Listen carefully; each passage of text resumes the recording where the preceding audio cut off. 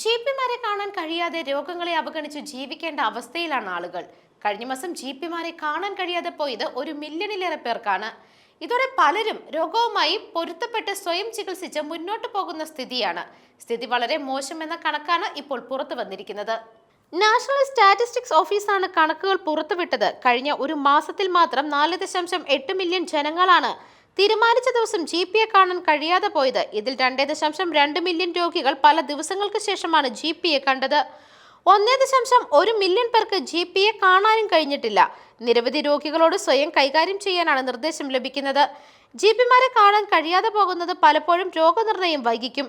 മാത്രമല്ല, രോഗി ഈ സമയം കടന്നു പോകുന്ന മാനസിക ശാരീരിക ബുദ്ധിമുട്ടും വളരെയേറെയാണ്. ജിപിമാരുടെ എണ്ണം വർദ്ധിപ്പിച്ചില്ല എങ്കിൽ വരും കാലം ജനം കൂടുതൽ ബുദ്ധിമുട്ടിലാകും.